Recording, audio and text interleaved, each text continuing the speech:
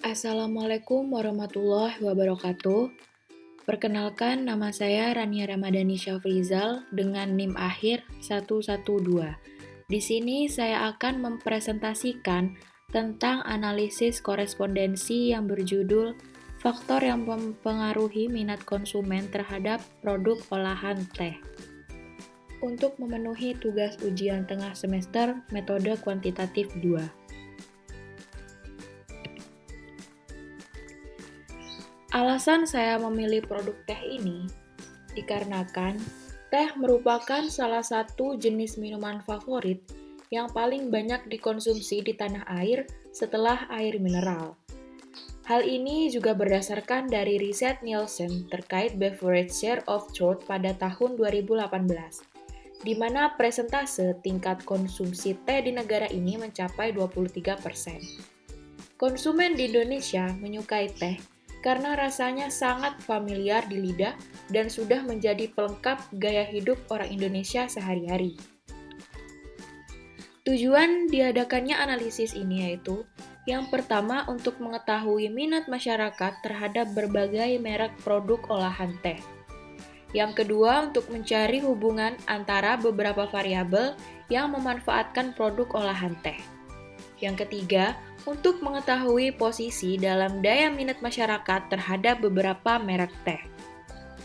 Manfaat dari penelitian ini yaitu agar kita dapat mengetahui cara kerja dari metode analisis korespondensi sebagai media dari penilaian stigma masyarakat tentang keanekaragaman merek produk olahan teh yang ada di Indonesia.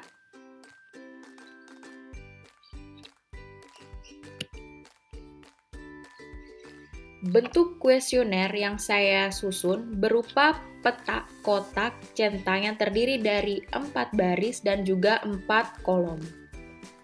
Untuk bagian baris yaitu ada kemasan, rasa, harga, dan juga ukuran atau kepuasan. Untuk barisan kolom yaitu ada teh pucuk, teh botol, teh kotak, dan juga teh gelas. Penentuan responden dalam penelitian ini yaitu yang menjadi populasi penelitian ini adalah 20 mahasiswa aktif agribisnis yang sangat menyukai berbagai merek produk olahan teh. Penentuan sampel dilakukan secara individu. Data yang dikumpulkan dari penelitian ini berupa data primer, di mana telah disiapkan bentuk kuesioner dari Google Formulir. Baik, kita masuk dalam bagian analisis data. Di sini untuk bagian yang berwarna biru yaitu merek teh pucuk, bagian yang berwarna merah itu merek teh botol, bagian berwarna oranye itu merek teh kotak, dan bagian yang berwarna hijau itu teh gelas.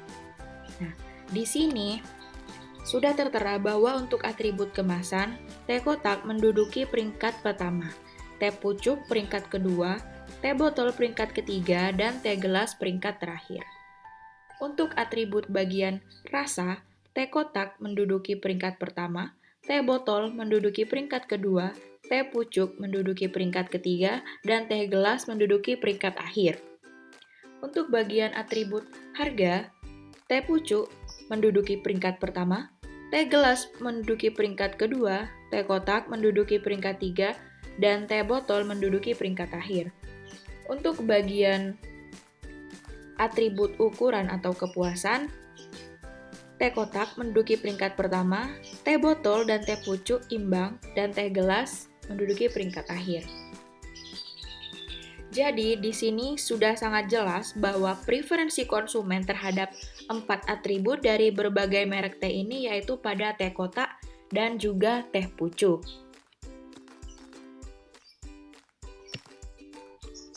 Hasil dan pembahasan.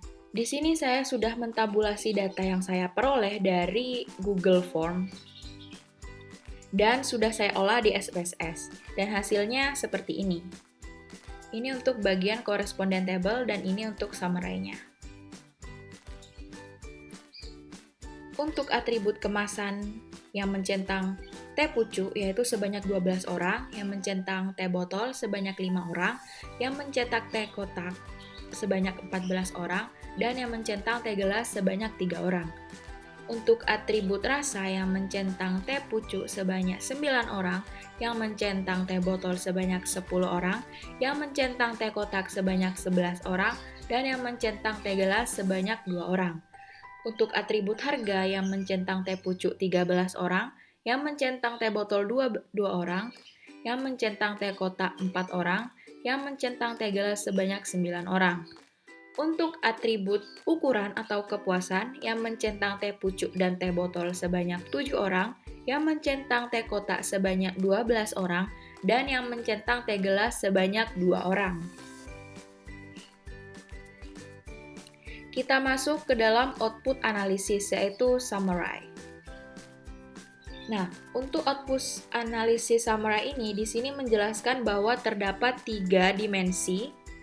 Tetapi yang umum dipakai dari analisis korespondensi ini sebanyak 2 dimensi, yaitu dimensi pertama dan dimensi kedua. Di sini sudah terlihat bahwa di dimensi 1 sudah dapat menjelaskan bahwa data sebesar 88%.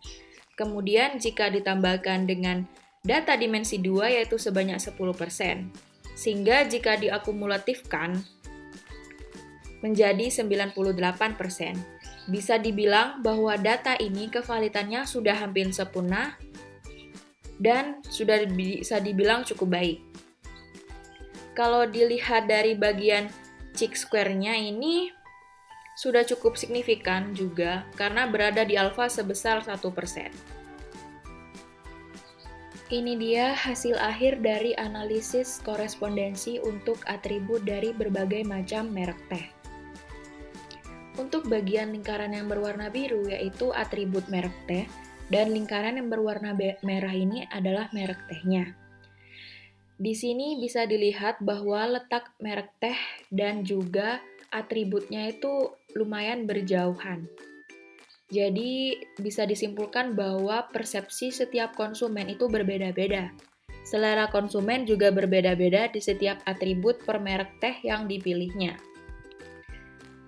Dalam analisis output dari korespondi yang telah saya analisis, berdasarkan yang sudah kita lihat di layar ini, untuk atribut harga itu berdekatan dengan merek teh gelas. Jadi menurut konsumen, harga teh gelas ini sangat amat bersahabat. Untuk atribut kemasan dan juga ukuran ini berdekatan dengan merek teh kotak, yang menunjukkan bahwa menurut konsumen, kemasan dan ukuran dari teh kotak ini sangat bagus dan ukuran kepuasannya pun sesuai dengan preferensi konsumen atau lidah konsumen. Untuk atribut rasa berdekatan dengan merek teh botol. Jadi menurut konsumen untuk rasa dari teh botol ini enak dibandingkan dengan merek teh yang lain. Untuk atribut merek teh pucuk ini agak berjauhan dengan atribut yang lainnya, dikarenakan preferensi responden yang telah saya tentukan sepertinya tidak terlalu prefer terhadap teh pucuk. Informasi ini perlu diketahui oleh produsen berbagai merek teh, karena informasi ini bertujuan untuk meningkatkan mutu dan juga strategi dalam keberlanjutan usahanya.